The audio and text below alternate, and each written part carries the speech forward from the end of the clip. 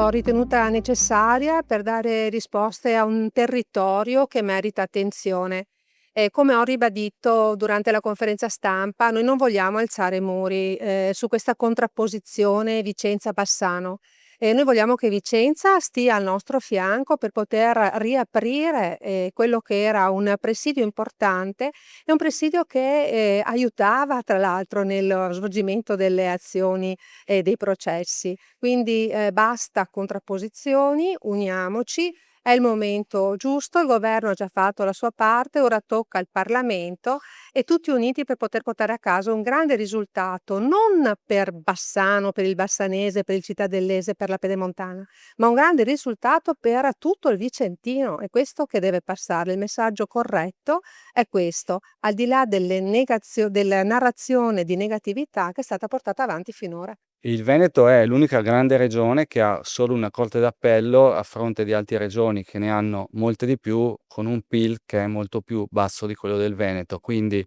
noi immaginiamo anche che questo possa essere il primo passo, l'istituzione del Tribunale della Pedemontana assieme a Vicenza e Verona, per uno step successivo, cioè quello di un'altra corte d'appello, ovviamente aggiungendo risorse senza toglierle a quella di Venezia, per un presidio del territorio molto sensibile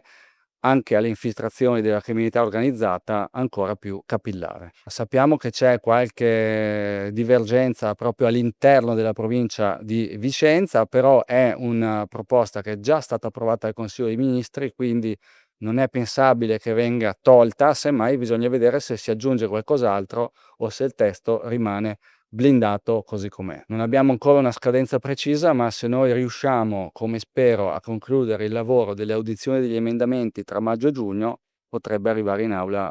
tra giugno e inizio luglio. Investimenti seri sulla giustizia, che è uno dei pilastri fondamentali per la crescita democratica dell'intero paese, ma in particolare quindi del nostro Veneto. Il Tribunale della Pedemontana vede una nuova circoscrizione con oltre 500.000 utenti, e quindi stiamo parlando di cittadini e imprese, e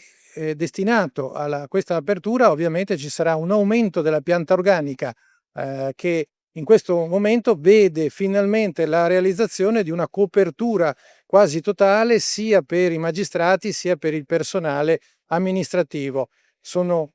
in arrivo a breve 180 assistenti giudiziari, sono in arrivo ovviamente nuovi magistrati ordinari, sono in arrivo ad esempio le stabilizzazioni per gli UPP, cioè gli addetti all'ufficio per il processo, che fino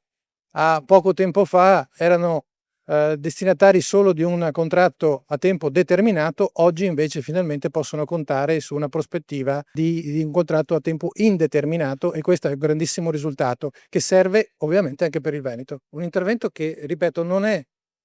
focalizzato solo su una piccola area, serve per tutto il Veneto perché ci sarà anche una nuova distribuzione della geografia e quindi una ridistribuzione anche del carico che oggi c'è ad esempio per Vicenza, c'è per Padova e c'è per Treviso. I vari fascicoli in buona sostanza saranno ridistribuiti, ci sarà quindi meno lavoro per gli altri e, a parità di carico oggi esistente, un aumento di magistrati e di personale.